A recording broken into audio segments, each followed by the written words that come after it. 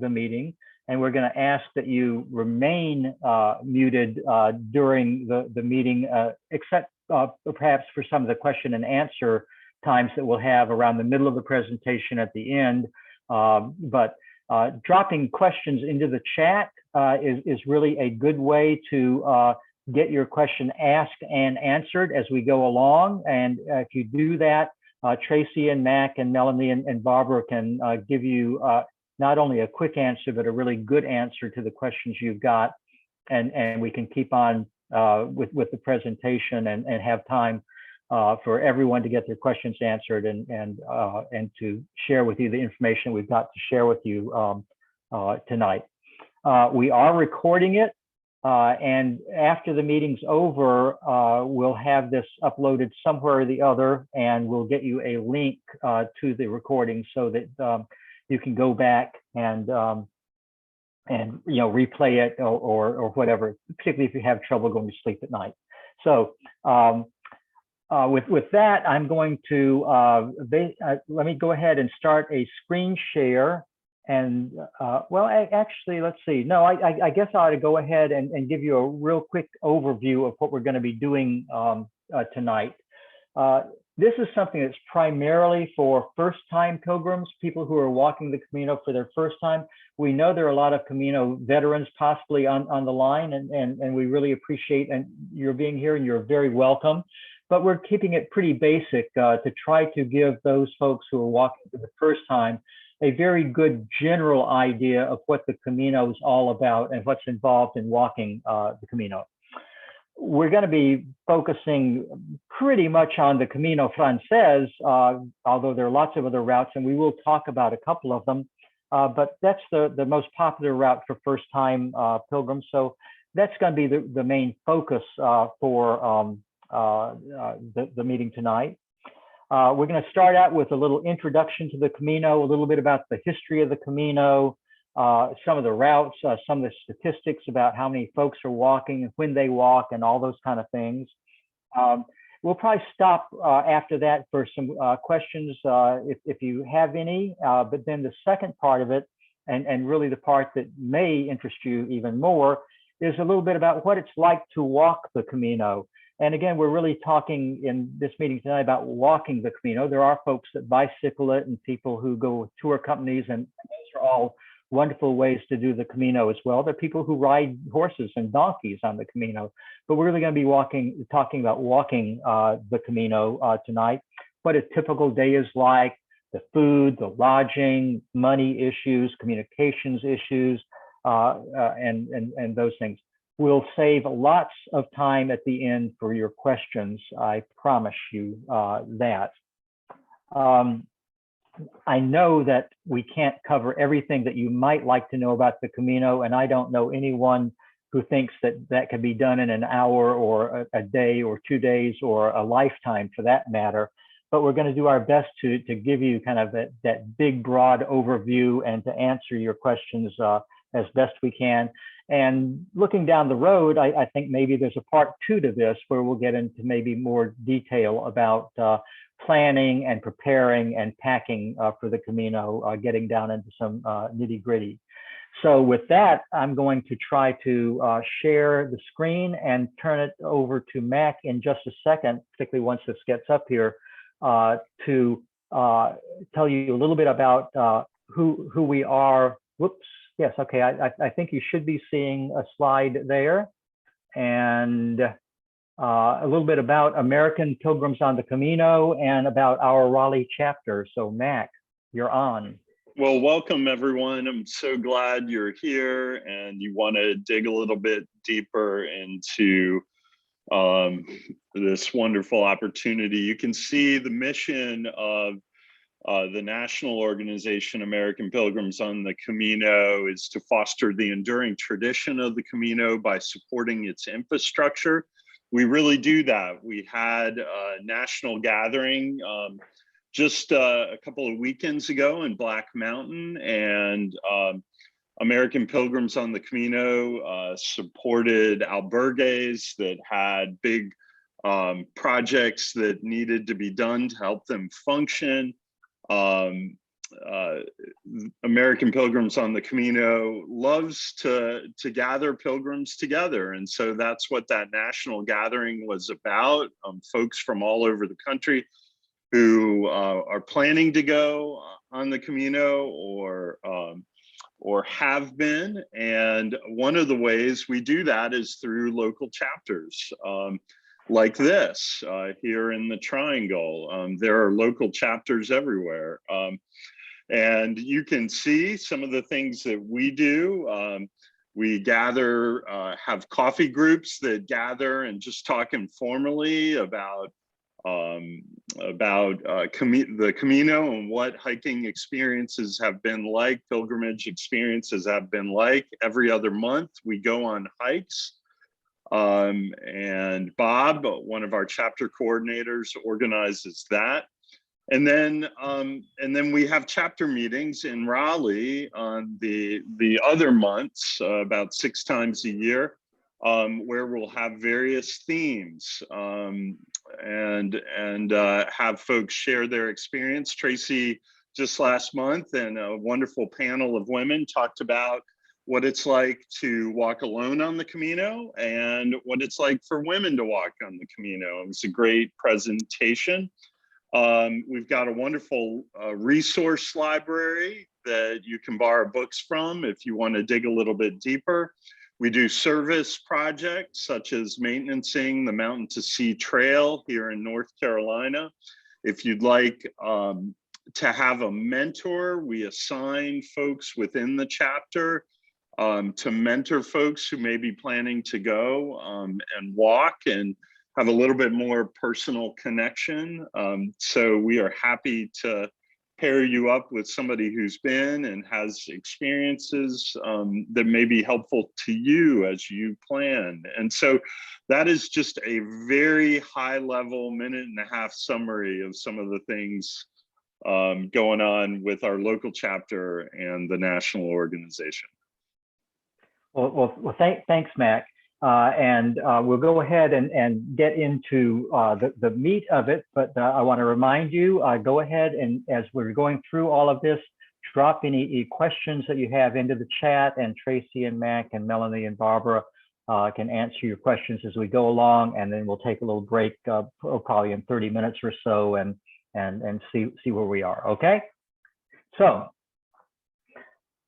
what is the Camino de Santiago? Well, you know, first of all, the Camino de Santiago, that's Spanish, and the English translation is the Way of St. James. It is a medieval Christian pilgrimage route, and actually what I should say is medieval Christian pilgrimage routes, plural, to the cathedral in Santiago de Compostela, Spain. And we'll be talking a little bit more about the history of that pilgrimage in just a second. But it is so many things.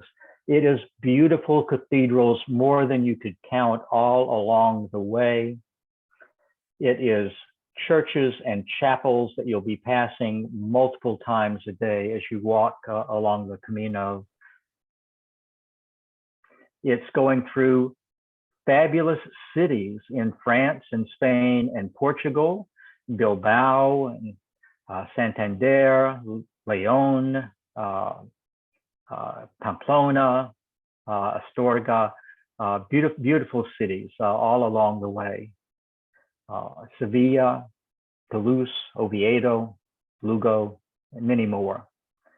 It is going through little bitty towns and villages. Sometimes you won't see too many folks other than a few barking dogs along the way, but the little towns and villages just absolutely beautiful. It's countless castles and monasteries and convents that date back hundreds and hundreds of years. It's stone bridges and Roman roads. And one of my favorite things, it's lots of good food and wine. Paella, caldo gallego, lots of French fries, pulpo, that's octopus, local cheeses, beers, wines, and not a lot of vegetarian or vegan options. That's one thing that we should say up front. It's fiestas and music, all sorts of festivals that you'll run into all along the way, modern music, ancient music, and lots of fun, and just folks hanging out and gathering. It's animals of all sorts, the sheep and the cows, the sheep in particular that you see as you go over the Pyrenees, the cows that you'll see walking along the road, sometimes blocking the road, the donkeys and horses that are sometimes walking along, the roosters that crow, the dogs that bark, animals, animals, animals. It's hundreds of kilometers of trails, some paved roads, a lot of unpaved trails through mountains and plains and vineyards and farms. It's meeting pilgrims from all around the world, amazing folks who are all walking, and some walking maybe for the same reasons that you're walking, and some walking for other reasons that you'll find really, really interesting and intriguing. So just real quickly, a little brief history of the Camino de Santiago. And for that brief history, you really have to go back about 2,000 years. The St.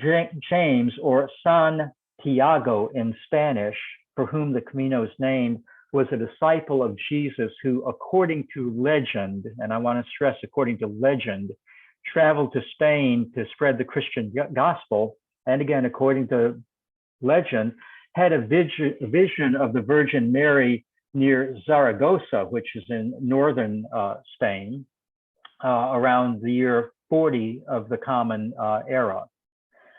After that, he went back supposedly to Jerusalem. And actually, it's not really clear historically whether James ever went to Spain, but it is historical fact that he was beheaded in Jerusalem in 44 of the Common Era. Now we have to go back to legend. According to legend, his followers took his body by boat from Jerusalem to what is now northwestern Spain, the province of Galicia, and buried his remains in a field on which the cathedral in Santiago de Compostela was later built. Okay, let's see where my cursor got to, sorry. There we go. And now we got to fast forward about 800 years to the year 814 of the Common Era. There was a hermit named Peleo who lived near the old Roman town of Liberdon, which is where present-day Santiago is located, who discovered supposedly the tomb of St. James, where the disciples of St. James had buried them, after seeing heavenly lights. And he sends word to the local Catholic bishop, who confirms the discovery. The bishop sends word to King Alfonso II of Asturias, who travels from Oviedo to what would later become the city of Santiago along the route that is now the Camino Primitivo, the first Camino and the first Camino pilgrim. About a century and a half later, the Bishop of Le Puy, France, traveled to Santiago as the first non-Spanish pilgrim along what is now known as the Chemin Le Puy and the Camino Frances, or the French way. That's what it means, the French way. Over the next 2 centuries, the history and legend of St. James get written down, and a French monk writes the Codex Calixtinus that describes the routes that are followed by the French pilgrims and offers practical advice to pilgrims like how to avoid robbers and scams and where to stay. So in a way, maybe a sort of early travel guidebook, if you will, for people wanting to go to Santiago. By the 13th century, the Camino de Santiago had become one of the 3 most important Christian pilgrimage routes along which pilgrims traveled to Jerusalem and to Rome. And its popularity increased even more when the conflicts between European Christians and Muslims in Palestine made pilgrimages to Jerusalem more problematic. So it really hit its heyday around the 13th century. During the 13th and 14th centuries, the Camino's infrastructure was improved through the construction of bridges across major rivers, castles and forts that were built by Christian knights to protect pilgrims, and hospitals to welcome and care for pilgrims traveling to Santiago. And if you walk the Camino, you'll see a number of bridges and castles and monasteries that were built during this period, as well as ruins of other monasteries, convents, and pilgrim hospitals, refuges from that era. Some still intact and some now in ruins. And as you walk the Camino, you'll see countless images of St. James in his three personas. First of all, there's James the Apostle, that's over on the left. Then there's St. James the Pilgrim, that's there in the middle, and you'll see he's wearing kind of what you'll recognize as traditional pilgrim outfits, a little hat with a scallop shell there. And then also St. James Matamoros, St. James the Moor Slayer, depicting him riding a white horse with a sword in his hand and trampling the Moorish, the Muslim armies that battled with Christian armies in Spain for more than 500 years.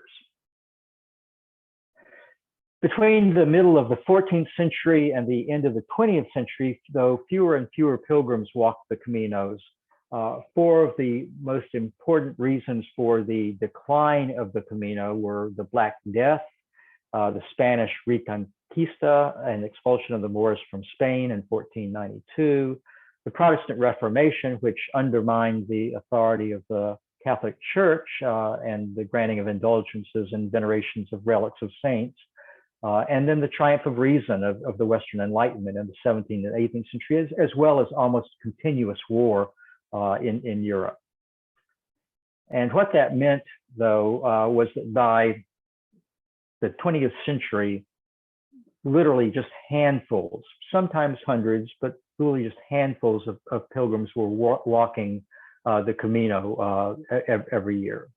And it wasn't until the 1980s that the Camino began to be rediscovered and regain its lost popularity from the medieval times, when Pope John Paul made 2 visits to the cathedral in Santiago.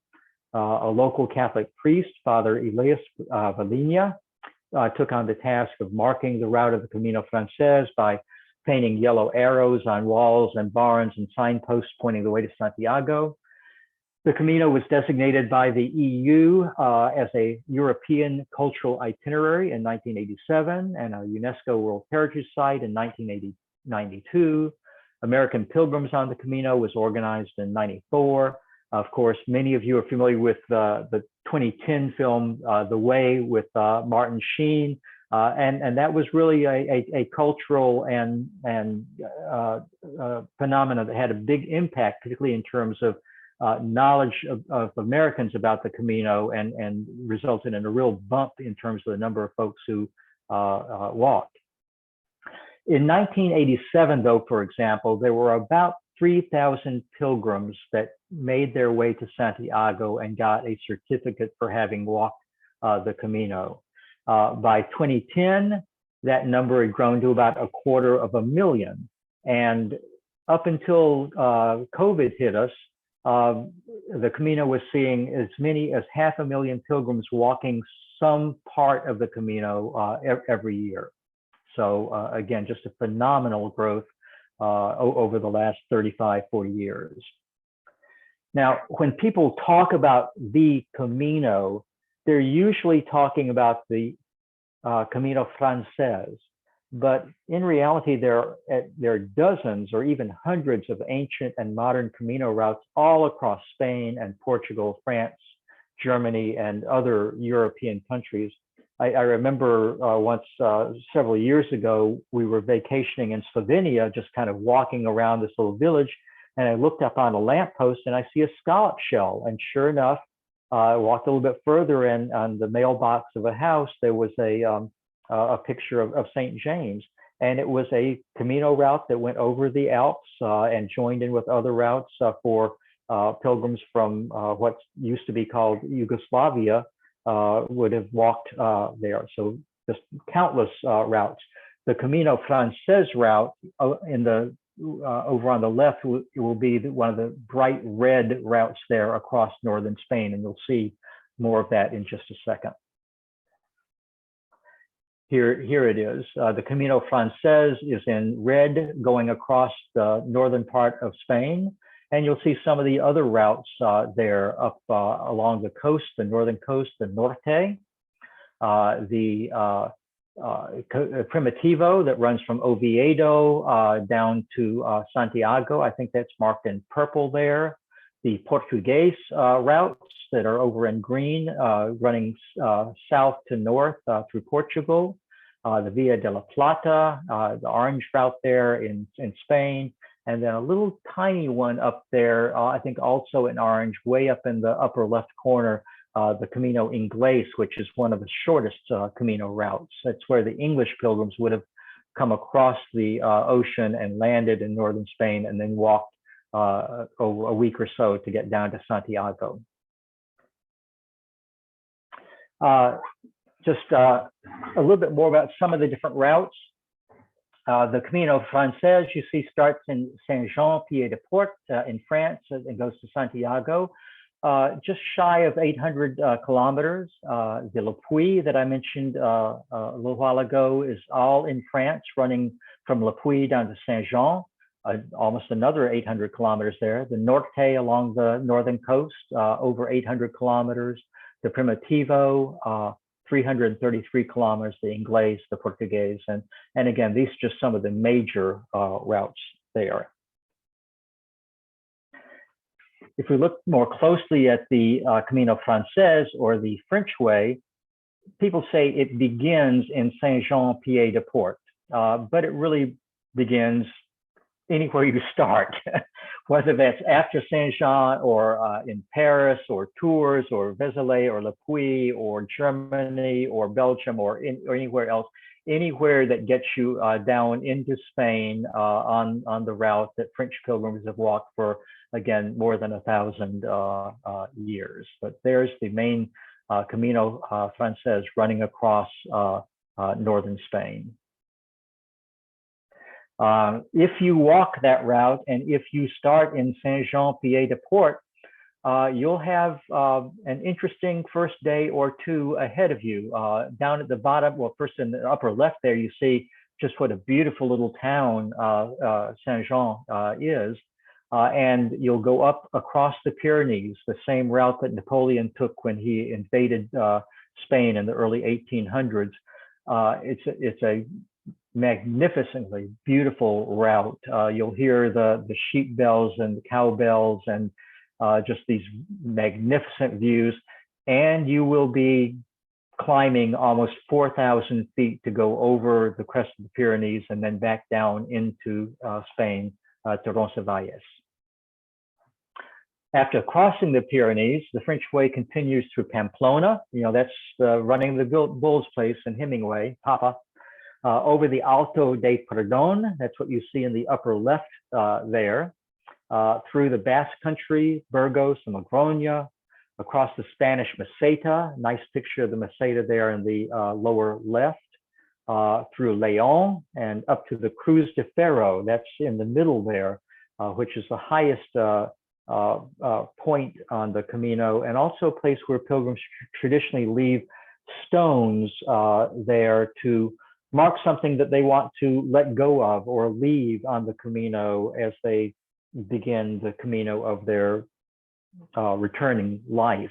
So all of that mound that you see there are stones that pilgrims have left over the years. You'll go up over the mountains into Galicia and finally arrive at the cathedral in Santiago de Compostela and celebrate. This slide gives you, it's not up to date, but it's still worth, because it's pre-COVID and things look different during COVID and will look different after COVID too. But you'll just see how, you know, from 1986 to 2018, the number of pilgrims on the Camino is just skyrocketed. And this is just the number of people who arrive in Santiago and get a credential. There are many, many more folks who will walk some part of a Camino, but not go all the way to Santiago in one journey anyway.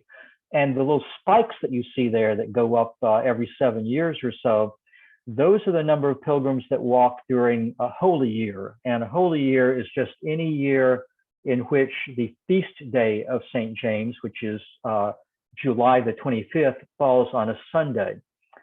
And actually this year and last year was the official holy year, but Pope Benedict extended the holy year into 2022 because of COVID. And so this year, 2022, you can expect to see another spike in pilgrims, since it is a holy year, particularly in the along the routes within a week's travel of Santiago. The slide here just basically shows that actually things are divided up so that about half the folks walking the Camino are men, half women. So again, the Camino is very gender inclusive there. Lots of folks, most folks walking the Camino are between the ages of 30 and 60, but lots of younger folks under 30. And speaking for my generation, lots of folks who have gray hair like me. You'll run into all sorts of folks, and you'll run into folks from all over the world, literally. Most of the folks that are walking are Spanish, particularly in the last week or so on routes going into Santiago, but lots of folks from all over Europe and beyond Europe. If you are walking the Camino Frances and you go, for example, to the pilgrim blessing after your first day or two in Roncesvalles, when I was there in 2015, the priest after Mass called up pilgrims to give them a special blessing and asked them to say where they were from. And I think there were like 40-something countries represented just in, right there. So Korea, Australia, New Zealand, Japan, South America, Mexico, all over the world. So it is really an international phenomenon. And one of the things that I love about it is really the chance to get to meet folks from all around the world and learn how we're different and learn how we're the same. The slide here basically just shows which routes pilgrims take. And like I say, there are lots of different routes, but you see that most pilgrims walking the Camino are walking the Camino Frances. It is the most popular route. That's the blue that you see over on the left. The second most popular route would be the Camino Portuguese, which is there in kind of an orangey yellow sort of thing, followed by the Camino Norte, the Primitivo, the Inglés. But again, there are many different routes there. It's about 55%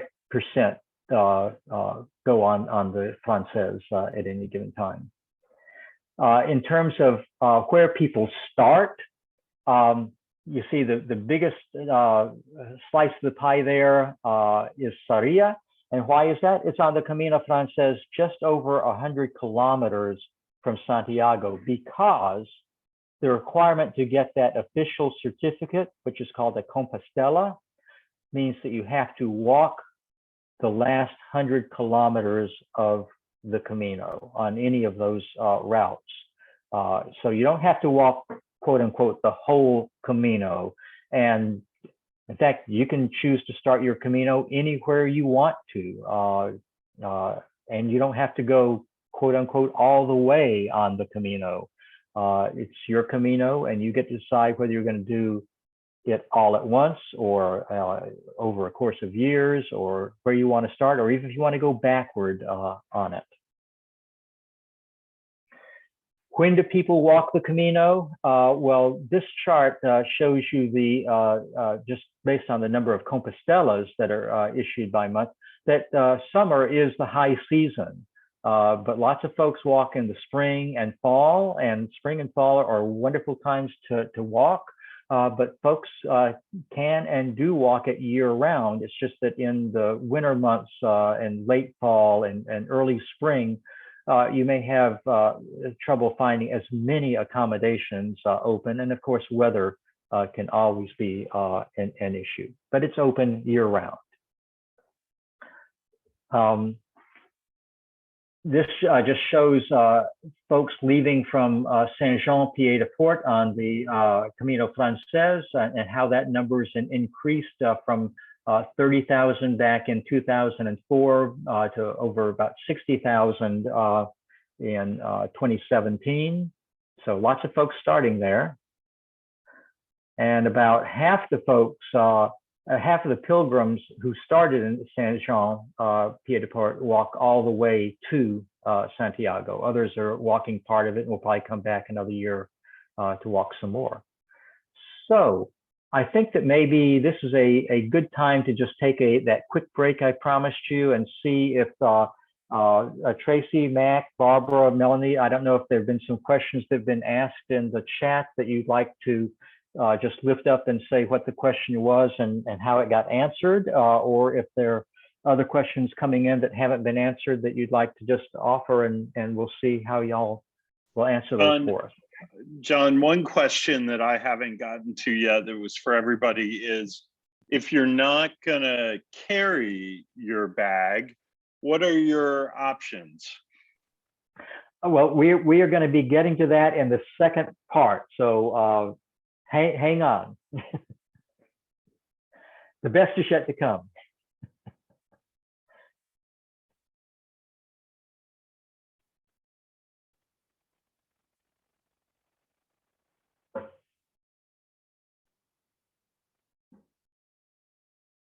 Any other questions that either got answered that you'd like to share the answers to, or folks that are out there, you can unmute and ask a question right now if you want, or drop it in the chat, either one.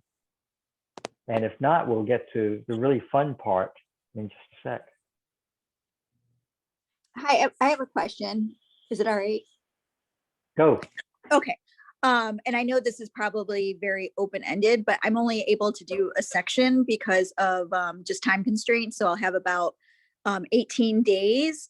And I've really gone back and forth about whether to start at the very beginning of the Camino de Frances, see how far I go, and then, you know, just pick it up next summer, or to start more in the middle so that I can end up in Santiago. Any insights or recommendations about that?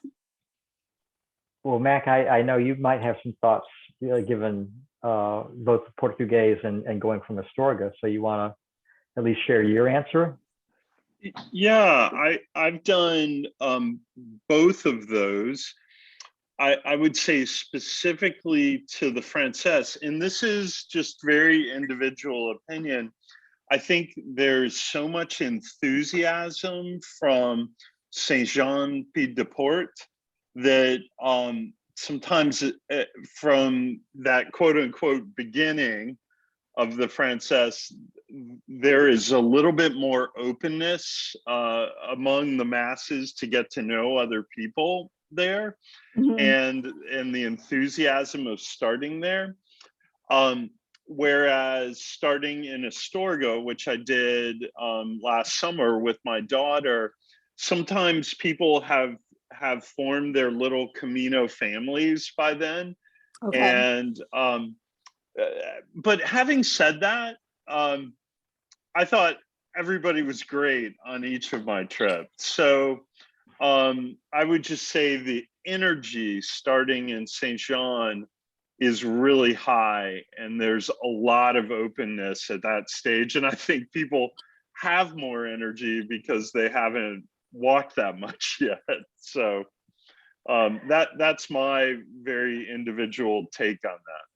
Yeah, and kind of a part B to that, do you think it will, because I guess part of my thinking too is if I go to Santiago, right now being the year of Jubilee, is there anything special that will be going on because of that I might want to partake in? Well, they have spent 2 years or more redoing the cathedral. It is all cleaned up and beautiful. And of course, in the Holy Year, they open up the Holy Door over on the, I want to say, the east side of the cathedral. So, and again, lots of folks there, lots of celebrations. So it can be it's a really special place to be anytime, but it can be extra special, I think, in those holy years. And just the other thing before we get off that, you can walk other routes, and Mac, I think, has walked the Portuguese, which would be about 18 days from Porto, maybe less than 18 days, and Melanie was on the Primitivo from Oviedo down to Santiago, which is probably about 18 days too. So if you're not locked into the Frances, there are other routes that you can walk in 2 weeks or thereabouts and get to Santiago as well. So lots of options, and it's your choice. Great. Thank you. That's so helpful. Appreciate it. Yeah. Well, if we don't have any others, we'll get into the next part, which is the fun part about what it's actually like, what the experience is like, what you can expect. So I put typical in quotes because I'm not sure. Yes, every day is kind of the same, but it's also always different. So we'll walk through this little cycle here of a typical day on the Camino. It's going to be different from everyone, but here is what it's kind of like for at least a lot of American pilgrims walking on the Camino. It's waking up early, usually an hour or more before sunrise. Packing your backpack without disturbing the other folks that you're usually sharing a dormitory room with, getting out early in the morning, walking in the dark with your headlamp and street lights or by moonlight, but then also watching the sunrise and the day breaking. And again, the morning time on the Camino is always been my favorite time on the Camino. It's just a fantastic experience. But you're always leaving early, usually before 7 or 8 o'clock, rarely 8 o'clock or even 9, because most of the albergues tell you it's time to leave now, because they have to clean up the albergue and get ready for the pilgrims that are going to be coming in after you, getting there later in the day. So out early. You may be staying in places that will serve you breakfast, desayuno, or there may be a cafe nearby and you can grab breakfast. Typical Spanish breakfast on the Camino is café con leche, coffee with milk, and toast usually. Sometimes you can get places that are a little bit fancier that might offer you a tortilla español, a potato quiche sort of thing. Or pastries or juice. And if you don't get breakfast when you first start out, you can always walk an hour or so and stop in at a little place down the road. Actually, I think there are a lot of hobbits that walk on the Camino because a lot of them have breakfast and then they stop later for a second breakfast. And that's okay, because you're walking and you're burning these calories. So you can treat yourself a little bit on that. Rarely will you encounter a lot of fruit, yogurt, cereal options unless you get into a more upscale cafe sort of thing for your breakfast going out. Most American pilgrims are going to wind up walking anywhere from 5 to 8 hours and 13 to 18 miles in a typical day. But I'm just saying that's most. You can walk further than that. You can walk less than that. That's up to you. You don't have to walk that far every day, and walk at your own speed. You can walk alone, or you can walk with others. I would say, from not following my example, take your time. It's not a race. Enjoy your time there. Stop and enjoy the sights that you're going to be going through. Stop and enjoy the company of other folks. Stop and enjoy lunch and snacks and even detours and the scenery and along the way. How are you going to find your way? Well, let me start with a confession. I have always gotten lost, at least a little bit, on every Camino that I've walked. But what you'll probably want to do is buy a guidebook for planning and maybe take it with you, or use a Camino app to plan your journey and follow the route with GPS, because that'll give you good information about the route and the elevations that you're going to be doing, the distance from one place to another, the sights you're going to see, places to eat and sleep. And but all the main Camino routes, certainly the Camino Frances and most of the other major routes as well, are marked really, really well with signs and yellow arrows pointing the way, guide stones, sometimes scallop shells that are implanted in the sidewalks in cities. And you do have to be a little bit aware, because sometimes the direction of the scallop shell is telling you which way to go, and sometimes it's not. It's just pointing one way. So you should not. You'll probably get lost, but probably not badly. Okay, here's your question about bags. Maybe many or most American pilgrims carry what they are carrying in a backpack, and we'll talk a little bit more about backpacks. But if you're going to carry a pack, what you're probably looking for is a backpack that's somewhere between 32 and 48 liters capacity, and what you're putting in the pack and the pack itself shouldn't be more than about 10% of your body weight. But you don't have to carry your backpack all the way, from wherever you're starting to Santiago, or even one day on it. It is possible to ship your backpack from one place to another, either via the Spanish post office or private transfer services, and that costs usually about 5 or 6 euros a day. So you could just take a little day pack and ship your pack, from one albergue to the next. Some pilgrims are going to stop for a second breakfast. Most are going to stop for lunch along the way. You can pack a picnic lunch if you want: bread, cheese, fruit. There are only a few days when you're walking on the Camino Frances that you would go for most or the entire day without encountering at least a water fountain and a grocery store, or a couple of grocery stores in a small town, or a cafe. So usually you're not going to have any sorts of issues finding water or food along the Camino Frances. They're going to be, and for the days that aren't quite like that, you do your planning and you get up, you go to the grocery store the day before, and you get your bread and your chocolate and other things and put it in your backpack. A little bit about communications. If you carry or use a smartphone, you could check with your US carrier about roaming plans. But the other thing you could do is to buy a local SIM card in Spain that would include data. There is free Wi-Fi in Spain. They would say Wi-Fi, available in most, but not all, the albergues and in lots of cafes. And you could use Wi-Fi to call home via FaceTime or WhatsApp or Skype. Or, you know what? You can also just leave your cell phone at home. You don't need that.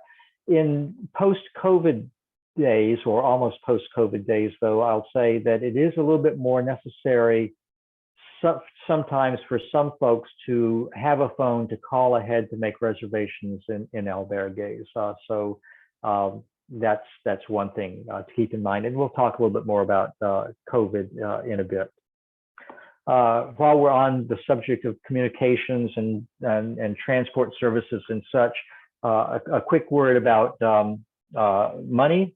The Camino is primarily a cash-only economy, though there are some private albergues and restaurants and stores that will accept credit cards. But generally, what I do is I carry with me, yes, a credit card and a debit card, and I'll go to an ATM along the way and get out a couple of €100 in cash. And you can find those ATMs certainly in all of the big cities and even in some of the smaller places, but not everywhere. So again, a good guidebook is going to tell you which places you're going through that will have ATMs and such. But more of a cash economy. Don't count on using your credit card anywhere and everywhere. Eventually, though, after you've walked and had your first breakfast and your second breakfast and your lunch, and you follow the yellow arrows and everything, you're going to get to an albergue, usually in sometime in the early to mid-afternoon.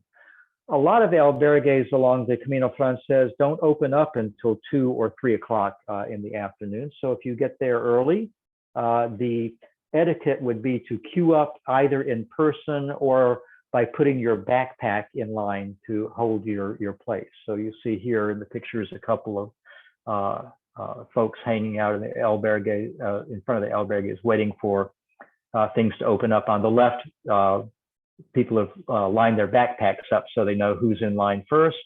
And over on the right, it's just a little bit more of a melange. Every albergue is going to have one or more hospitalaros or hospitalaras, who are basically the hosts for the albergues or hostels. Sometimes they're the owners, sometimes they would be volunteers, sometimes they would be employees. But the job of the hospitalaro, hospitalara, is to welcome and care for pilgrims. In municipal albergues, they can be part-time employees. In private albergues, they could be the owners. In religious albergues, they could be the priests, monks, or nuns. In some cases, the hospitalaros might cook and serve a communal meal, and it's hard work. Barbara and I just finished our hospitalaro training in Black Mountain recently, and looking forward at some point in time to volunteering to do that work. They're the folks that clean up and make sure you've got a good, clean, safe place to stay and take care of you, your feet, your stomach, and everything else. So they will check in to see, check you in, show you where things are, fix things that need fixing, and be sure to thank them. But tips are not expected or customary for hospitaleros on the way. When you check in, they're going to ask to see your passport and also your pilgrim credencial. So you see your passport over on the left, and then in the middle is the pilgrim credencial. You can buy a credencial in Europe, in Saint-Jean or any other major place that you're starting, for about €4. You can also get one free from American pilgrims just by going to their website and asking for one. And when you're going there, they'll say, show me the credential, and then they will stamp it with the seal, the celo of the albergue to show that you stayed there. And when you get to Santiago and ask for your Compostela, they'll ask to see that, and they will want to see at least 2 celos for each day that you've walked in the last 100 kilometers. But a lot of folks just like to get them everywhere they go, churches and cafes and albergues, because they're all so beautiful. And then you've got this wonderful keepsake when you get back that shows all the places you've stayed and brings back such wonderful memories. The custom at virtually all the albergues is to leave your boots outside in a foyer, and sometimes walking sticks as well. So you want to make sure you bring some flip-flops or light shoes for the showers and for staying in the dormitory and walking around town even, because who wants to walk around in the same shoes you've been wearing the whole time. You go into the albergue, you choose your bed, usually bunks, but there are some albergues that will have non-bunk beds there, single beds. Most are using paper sheets now. They'll usually provide a pillow. There are usually blankets there. You take a shower, you take a nap if you want to, you do your laundry as needed. A lot of albergues will have washing machines. Almost all will have also a washing tub and a clothesline. Bathrooms are usually separated by gender. There'll be electrical outlets there. You're going to need a 2-prong adapter. A lot will have Wi-Fi. And in terms of just a little bit of Camino etiquette here, if you are a little bit younger, you might want to leave those bottom bunks for folks that are maybe a little bit older or less agile than you. You want to avoid putting backpacks on the beds. take short showers, don't bogart the hot water, don't bogart the electrical outlets, share it, and don't hang your clothes up in another pilgrim's space on another pilgrim's bed. Just some things to keep be aware of. In Spain, these pilgrim hostels are called albergues, and there are really 4 different kinds there. The municipal ones are run by the government, and they're exclusively for pilgrims, and they usually don't take reservations. They'll often be sometimes in repurposed schools or houses. There are religious or parochial albergues that are run by a local parish or a convent or a monastery. Again, usually exclusively for pilgrims walking that have the credential, usually not taking reservations, so there'll be some exceptions. They'll sometimes offer communal meals. They'll sometimes have religious services that you can attend. The next kind is called an association albergue, run by an association or confraternity of friends of the Camino. There are these organizations all over the world, German, Australian, Dutch, English, French associations that will buy and run Caminos there. And then there are private albergues. Some might be exclusively for pilgrims, but not necessarily so. They are more often likely to accept reservations. They're more often likely to accept credit card payments. They may be marginally more expensive, but in terms of quality, you're going to find wonderful private albergues, wonderful municipal albergues, wonderful association albergues, wonderful religious albergues, and others that are maybe a little bit less than wonderful. It just doesn't make any difference what type it is. Almost all of the albergues have multi-bed dormitories with bunk beds. It could be 4 beds, it could be 40 beds or more in a room. Most will be co-ed, men and women together in the dormitory, and some, though, are segregated by gender. There are shared bath and shower facilities. All will have hot water. How much hot water is sometimes a question. A common area, patio, clothesline, laundry, Wi-Fi maybe. And again, usually open by mid-afternoon, sometimes with an evening curfew where you need to be back in by 10 o'clock or 11 o'clock or whatever they say, and most often leaving by 8 in the morning. Most of them will have a 1-night stay limit, and the cost might run anywhere from 5 to 15 euros, somewhere between 8 and 10 would be pretty average. And some will be called donativo, where they say there is no fixed price, but donativo doesn't mean free. What it means is you give what you can and what you think the experience has been worth to you. And again, all of the information about albergues and what the costs are and whether they're donativo are listed in the guidebooks and on the website. So it's good. After you get settled in and you have a little nap or a rest, journaling, call home, this time to take care of your feet, maybe visit the local pharmacy, go out down to the plaza, enjoy some tapas or beer or wine, hang out with other pilgrims, sometimes even going swimming. But keep in mind that a lot of Spanish groceries and stores are closed in the middle of the day for siesta. So check that so you can get your shopping done as well. Some albergues have a fairly simple shared kitchen that you can use. It's not always well stocked with equipment, plates and staples, but you can buy food and cook on your own or cook with other folks there in the kitchen. Some offer communal meals or have a cafe that's connected with the albergue. You will come across what's called the pilgrim menu along, usually for about 10 euros. It will often include wine or water.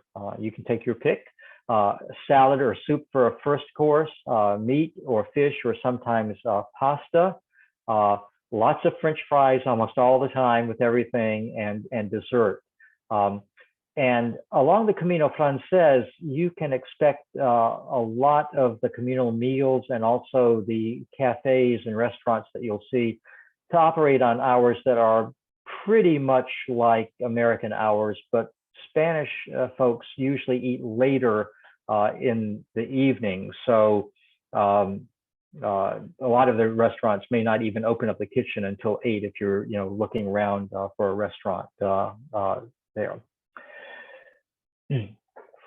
Lights out and doors locked often by 9 or 10 o'clock at night. You should expect some snoring, so bring earplugs. In terms of some more albergue etiquette, try not to disturb others by getting up during the night and back and forth to the bathroom, especially turning on and using lights. And then after that, it's just get up the next morning and repeat the same thing every day until you get to Santiago. Walk, eat, rest, repeat again and again and again and day after day until you get to Santiago or wherever your Camino ends. It doesn't have to end in Santiago, but wherever it ends, and especially if it's in Santiago, take some time to celebrate. Take a photo in the plaza on the west side of the cathedral. Check in at the pilgrim office. You'll have to take a number and wait around. Get your Compostela if you are walking for religious or spiritual reasons, or a certificate of distance if your journey has been entirely purely secular. While you're in Santiago, you can enjoy Galician bagpiping outside the cathedral, visit the tomb of St. James, attend a pilgrim mass, and witness the swinging of the Botafumeiro if you're lucky. That's just a huge incense burner that they swing high up into the cathedral. Treat yourself for a meal at the Santiago Parador and say goodbye to your Camino friends. And if you can't stop walking once you've gotten there, you don't have to. You can keep on walking for another few days, or you can take the bus if you want to Mejia or Finisterre, which is on the west coast of Spain.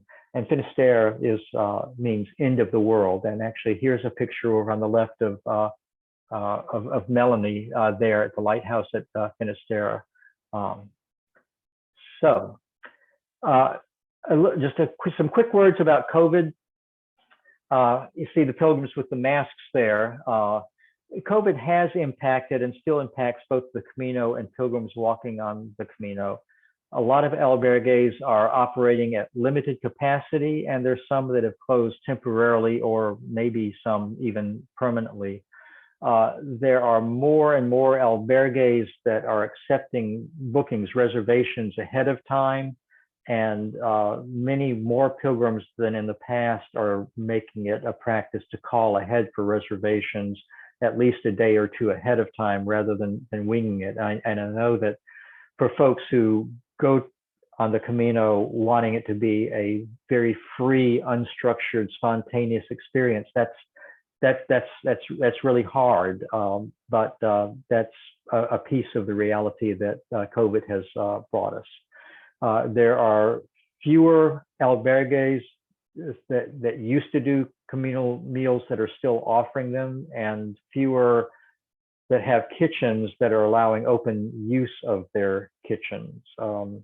At least last fall, there were still widespread mask mandates when I was walking in Spain and France.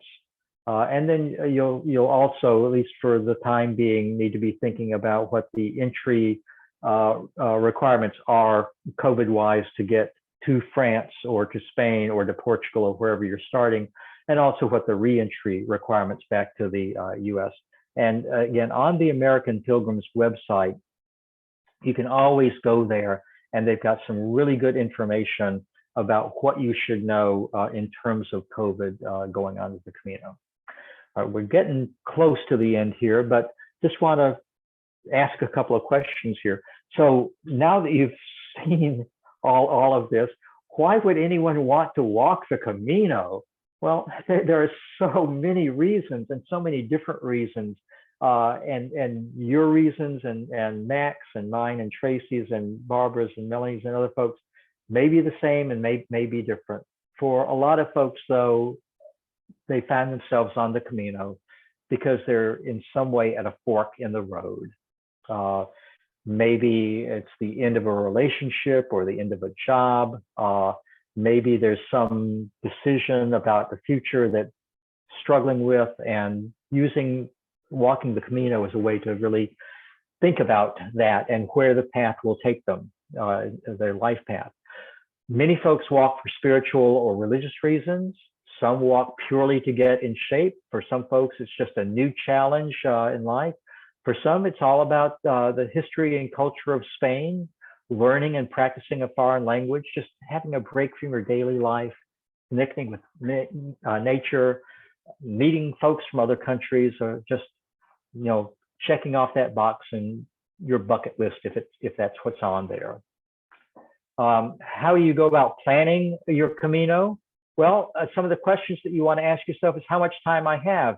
Again, just earlier, someone was saying, I've only got 18 days. Well, there's a lot that you can do in 18 days, but know how much time you've got. You don't have to have a month. You don't have to have 6 weeks to do this. You do it in whatever time you've got. Think about when you can go, both in terms of your own schedule, but also what time of year you think you'd like to be there, why you're going, which route you'd like to take, whether you're going to be walking or cycling, going with a tour company, whether you want to carry your pack or use a transport service, whether you want to go with others or walk alone. And I got to say, as someone who has always gone alone on the Camino, I've rarely been alone on the Camino and have really enjoyed the company of other folks. And even if you go alone, as Mac was saying, you're going to meet up with folks who soon become your Camino family. It might just be one person that you walk with. It might be 4 or 5. It might be a group of 12 or 20 folks that you're going to be doing. But think about whether or not you're going there for more of a social experience or for the solitude. You'll need to think about what your budget is and whether you want to make this an economy or a comfort sort of journey. And also think about what your own physical ability and your own physical limitations are. Most of you are probably going to need some equipment. And there's a great packing list on the American Pilgrims website. But the key points, and we could cover this in a lot more detail in a part 2 when we get around to doing that, but usually lightweight, quick drying clothing is good. Going for layers in cold weather. You need a good hydration system. Don't overdo it on toiletries. And remember, you can always buy stuff that you need in Spain, whatever it may be. But again, it's a general rule of thumb. Your fully loaded pack minus water shouldn't be more than about 10% of your body weight. And you don't want to take the kitchen sink or the iron or anything else along with you there. Again, backpacks, somewhere between 32 and 45 liters is a pretty good thing. Wherever you get your pack, if you don't have one, I think it really pays to go into the store and talk with someone who can really help you choose the right pack and also make sure it's a good fit for you. A lot of them have adjustable torso link packs. You'll want to get your hydration system. You can always use bottled water if you want.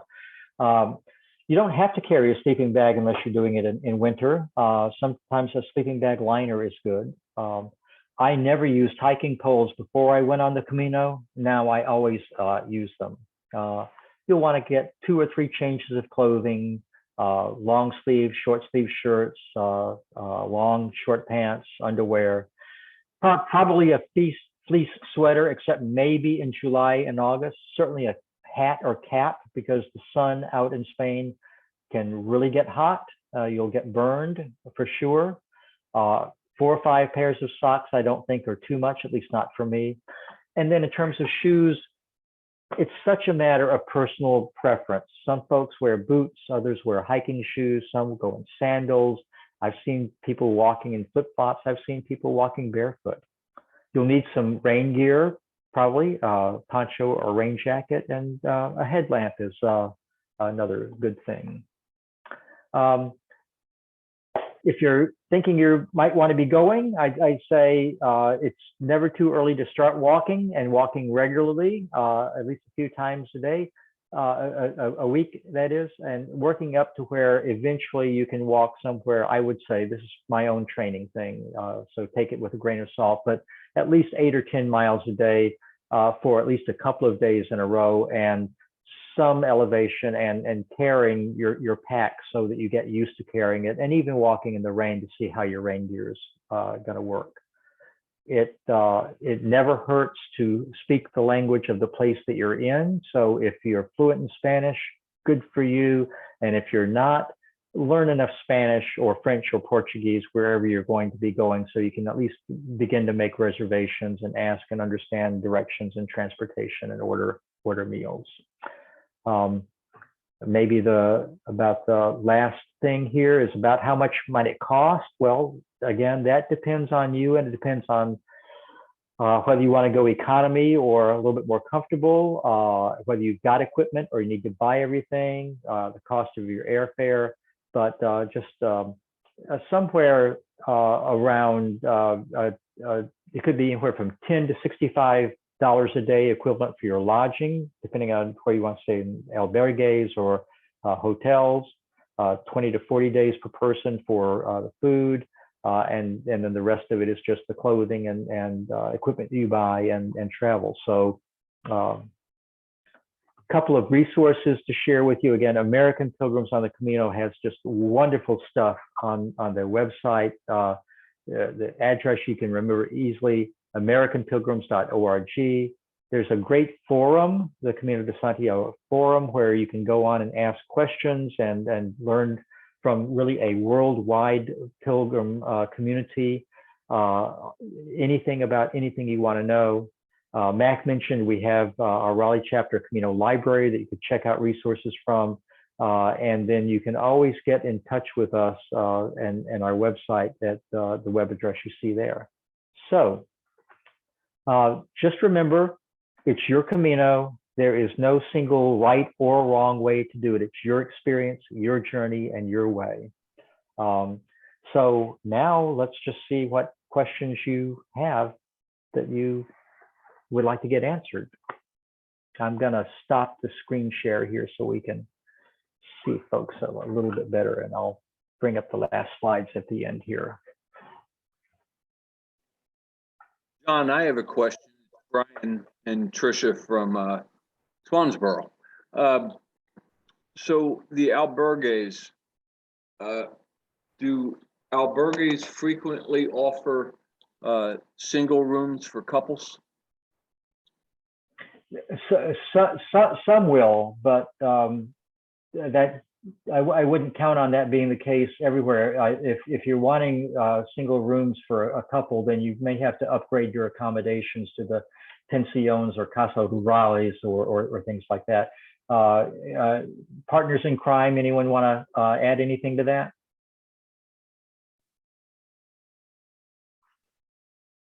Okay. Tracy, Mac, Melanie, Barbara, were there questions that have been asked and answered that you all would like to share, or other ones that are coming in?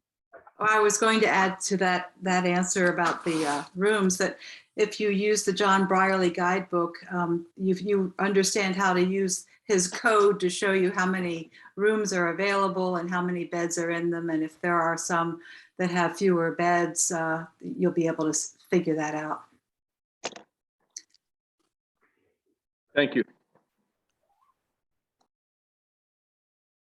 I don't know, John, we had questions going your whole talk in the chat, and there was one, I think, for some of our experienced women hikers about attire when you go into worship, maybe wearing a sarong if things like that. So I'm going to defer to some of our women hikers on that.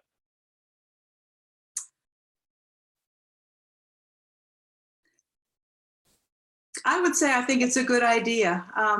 You're going to have probably something like that anyway, that you can pull out of your pack. I mean, it might be a very lightweight cloth that you're using as a towel, and it could double as a sarong to feel modest when you go into a cathedral.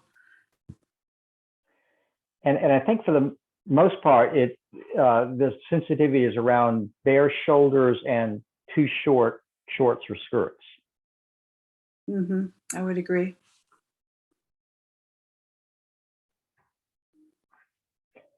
And all the questions that appear in the chat and get answered in the chat, that's going to be part of the recording. So everyone that's on here will get that eventually. But more questions now, please. We got one about safety on the Camino, and I think Tracy and a few others spoke really well at our last chapter meeting about that. Tracy, I don't know if you want to jump in on that front. If Tracy doesn't, I've given some more thought to that since our Women on the Camino meeting, because I realized I could actually rank the 6 fears that I had. First would be injury. I was afraid of injuring myself on the trail. Second, fear of getting lost.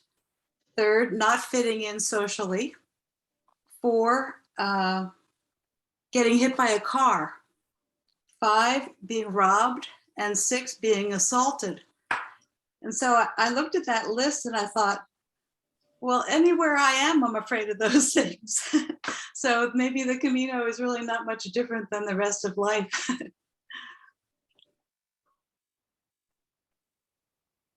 Others? Melanie? I think Tracy early in the questions posted the link to that session that we did on women on the Camino. I guess it's on YouTube. Yeah. And so people can go to that because it was great. It was the whole panel and, lots of different routes and times of year and years and ages. And so I think that was really a lot of information. So thank you, Tracy, for that. There's a question in the chat about use of tents. In 16, when I did the Camino Frances, I ran into a Brazilian guy. His name was Gabriel. He was like 6'8", and he camped all along the Camino, and I ran into him occasionally. And I do know that on occasion, particularly around the cities, he had a hard time finding a place to pitch his tent. More out in the countryside, he had a better luck finding places, whether it was on people's private property or sometimes at albergues, they had land that they'd let folks pitch a tent on.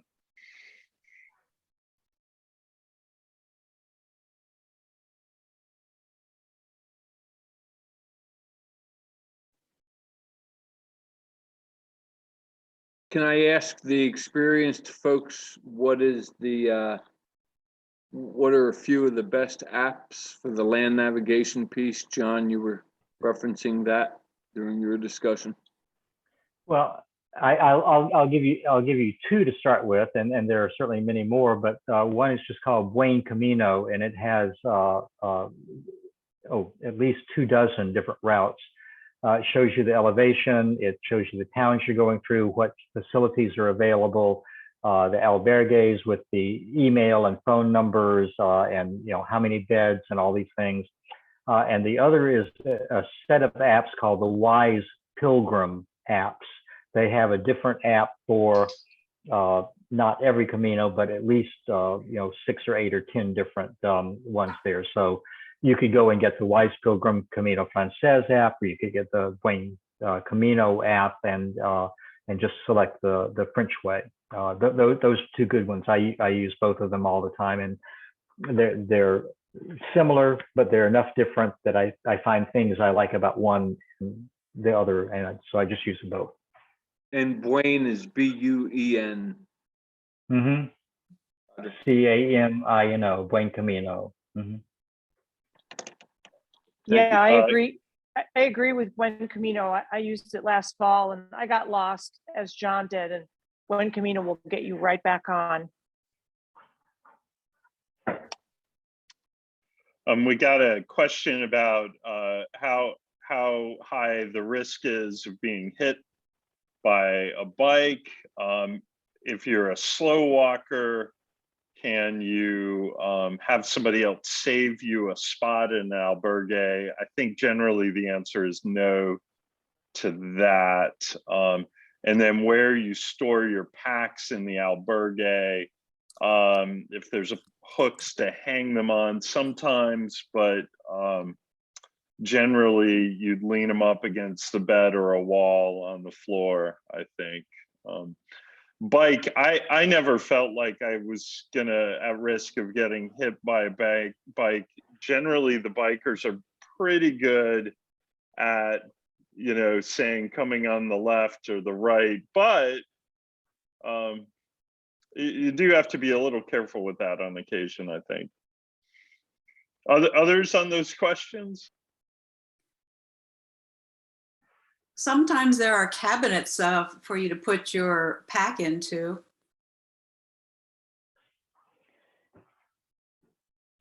And particularly during COVID, there are a few places, albergues, that will want you to only take into the dormitory the things that you need for the night, and leave your backpack out in a locker or a shelf or in the common area. They're just trying to, I think, limit things there. Question about boots or trail runners from our folks who have hiked before. This is very subjective. Mm-hmm. Yeah. Personally, I like trail runners. I wore Ultras, which have a very wide toe box, and they allowed me to wear Injinji toe socks. Now they're not for everybody, but I really liked the toe socks that fit your foot like a glove. They're difficult to put on, but your toes cannot possibly rub together. You won't get any blisters between your toes. It worked for me, but it's not for everyone. I started off with boots and then went to hiking shoes, and now when I go next month, I'm down to trail runners. Mm-hmm. But it's incredibly personal. Yeah. Yeah, I think it's inevitable that your feet and your shoes will get wet at some point, and I think just allowing them to get wet and then air dry is the best thing to do, rather than getting water repellent shoes, in my personal opinion. We have a question about why walking sticks? What's the benefit of walking sticks? And then questions about how you can get lost with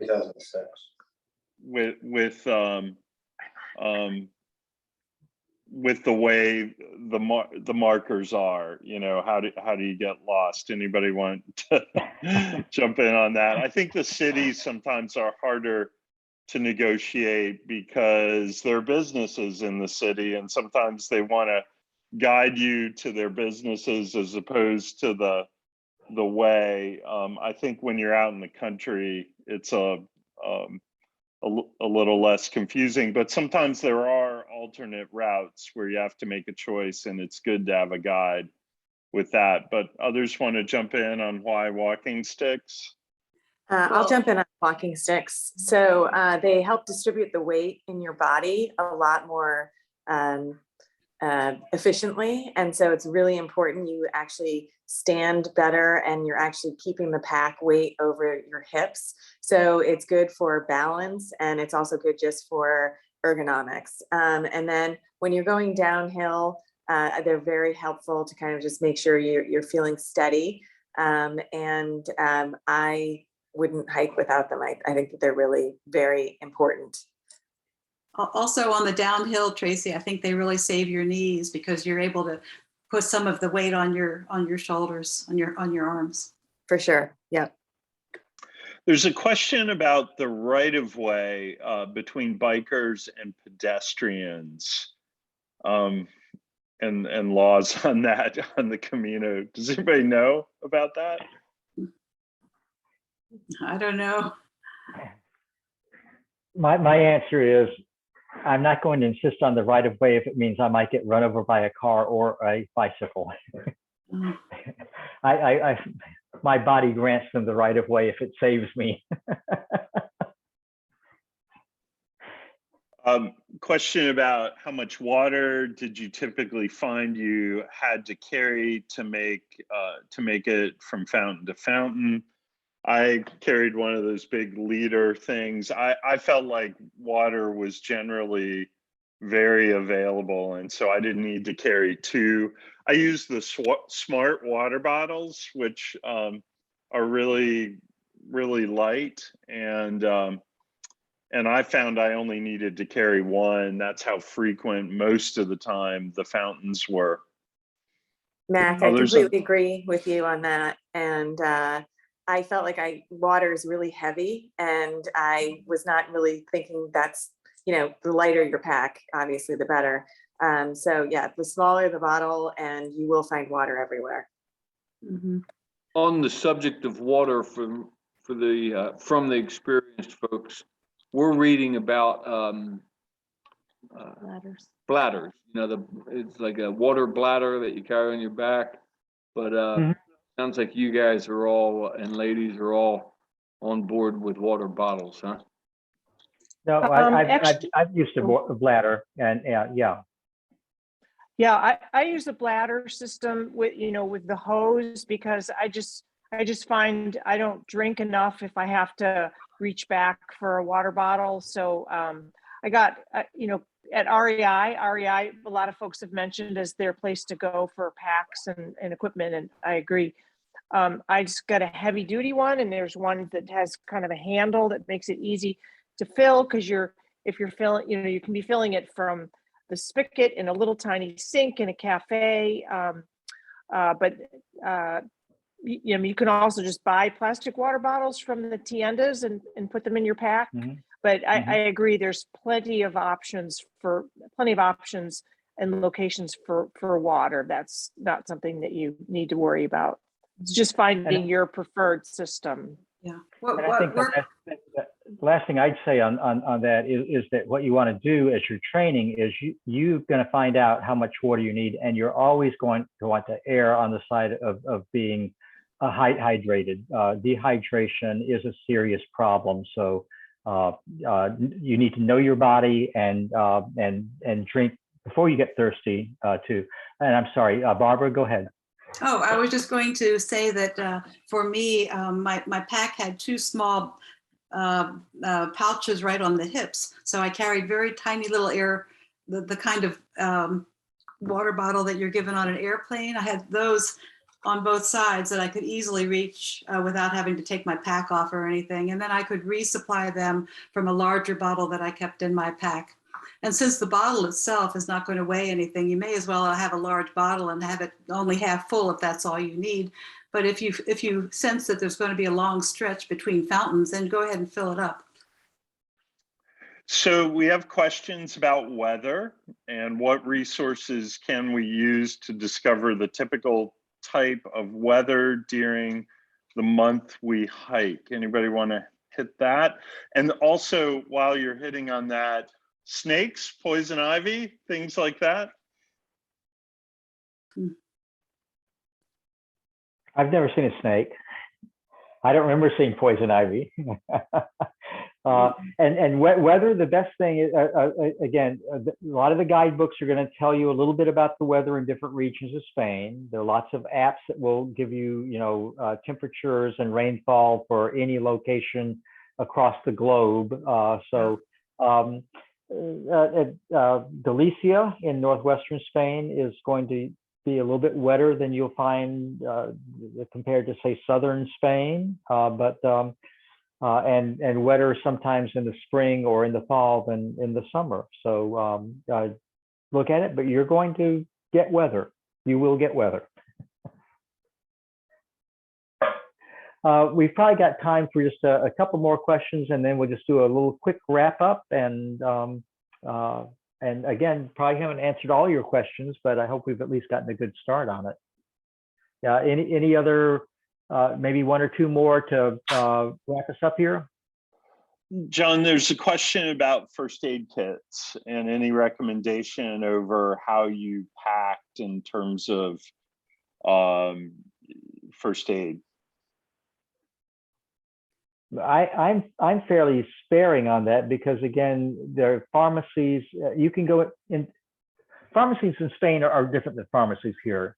You go in and the pharmacist can give you all sorts of wonderful advice and they tell you exactly what you need. And you can get stuff for your feet and you can get knee braces and you can get ibuprofen and stuff. So I carry a little bit of blister protection and maybe a little bit of antibiotic and a little bit of ibuprofen with me. But I figure I can get most of what I'm going to look for and need in Spain when I'm there. What about others? I made a, literally just in a baggie. That's the most first aid stuff that I carried. I guess similar to John, some Compeed. Compeed is stuff. I'm not sure you can get it in the US, but oh my gosh, Compeed is Camino Gold. But all the pharmacias there, as John mentioned, they're almost like little urgent care clinics. They're fantastic. Mm-hmm. They tend to be open so that kind of dead zone of the afternoon, the dead zone for the restaurants when you can't get a meal, but the pharmacias tend to be open, which is great. So I just carried something very, very minimal, and then would resupply. And Vaseline. Sounds like Barbara's toe socks are a great option, but you'll read in some of the books about coating your feet in Vaseline, which the first couple of days I thought was the most disgusting thing imaginable, until you start to get some hot spots and coating your feet and coating my feet. And I never got blisters after doing that. That was a great tip that's in a lot of the guidebooks. Don't forget a good sunscreen. And when you're walking with trekking poles, the upper part of your hands are always exposed to strong sun. I found it really helpful to have sun gloves. They were made by Outdoor Research, and they kept my fingers free, so I didn't need to take them off all the time if I wanted to eat something or manipulate something. But they really saved my hands. John, one last question that we haven't gotten to in the chat is, how is cell service between cities and villages for our experienced folks? How was that for you? Well, I never had, I wasn't making a lot of calls as I was walking from one place to another, but the GPS was good enough so that the apps would work to follow the routes. Yeah. What about others? I wasn't making a lot of calls either. I think usually I was using Wi-Fi,